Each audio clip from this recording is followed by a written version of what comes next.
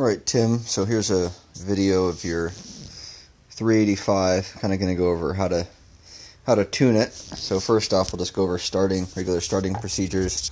If it were cold, I'm going to pull choke lever out. Okay, so what that does is it sets the choke, but it also sets the high idle. Make sure start switch is on, right? And if you want, your decompression is over here.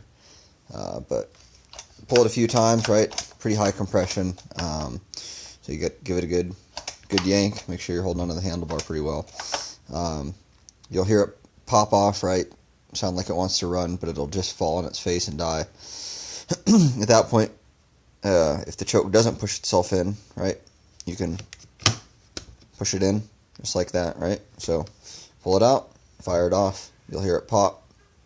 Push it back in. Now, you don't want to touch the trigger after that, right? Because it sets a high idle in here, so that when you pull it again, it should only take one or two more pulls after that.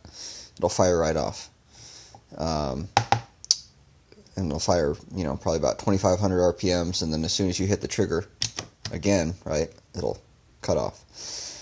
So for adjusting the saw, we're kind of figuring out, how to adjust the saw.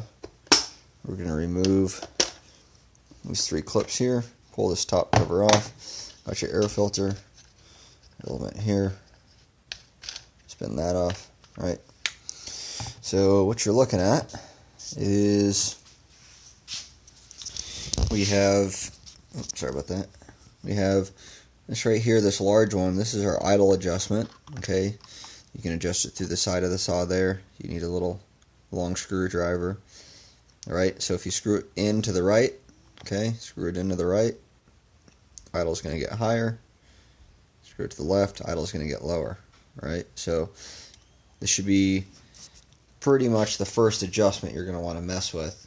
Chances are you're going to need to raise the idle a little bit because of your elevation. But like I said, it runs really well where it is now, so I don't want to mess with it, because I would just be guesstimating as to kind of your adjustments. Okay.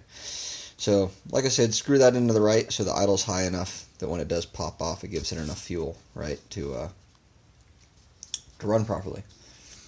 Okay, second adjustment. Well, carburetor kind of has 2 circuits in it, right? The high adjustment and the low adjustment. Looking for my little flashlight here real quick.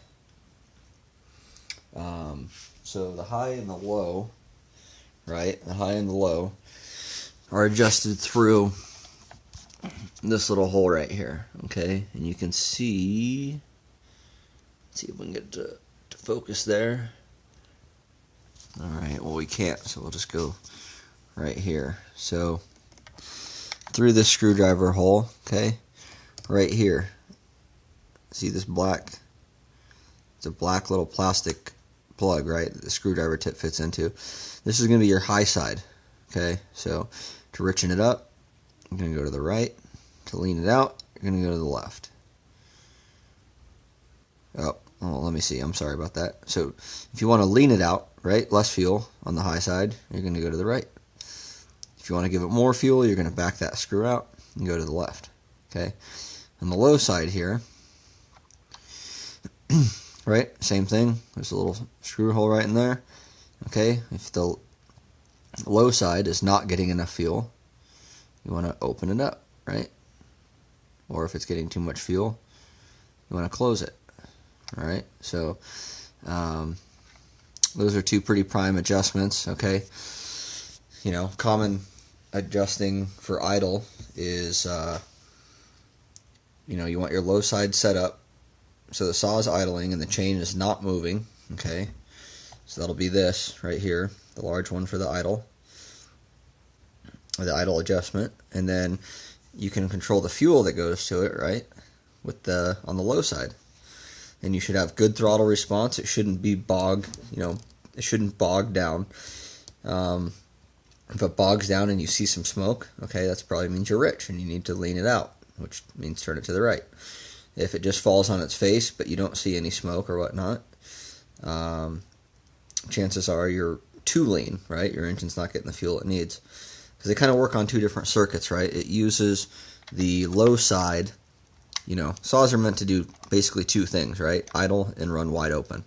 So it basically just uses the fuel setting on the low side to give it enough fuel to get to the high side, if that makes any sense, right? So if you're adjusting your low end, chances are you're probably going to have to readjust your idle. Okay. So like I said, pretty simple and straightforward there. It does have an unlimited coil in it, so that means you should hear it 4-stroke, right? Spin around here. You should hear it 4-stroke when it is out of the wood, right? So if you're just holding the saw, revving it up, you should hear it 4-stroke. And when you get it in the wood into the cut, it should kind of clean up a little bit. And sometimes 4-stroking is hard to hear out of the wood. So the best thing to do is just, fire it up, let it warm up for a couple seconds, spend some time. When you're adjusting the saw, right, you want to make sure it's warmed up first, or you're not going to get a good tune on it.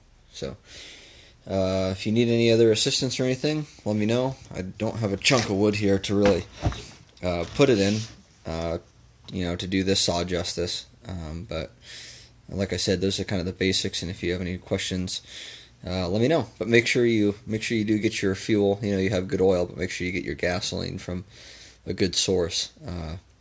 Because that'll make a difference. You want to keep the mix as regular as possible. So, all right. If you have any other questions, let me know. Thanks, bye.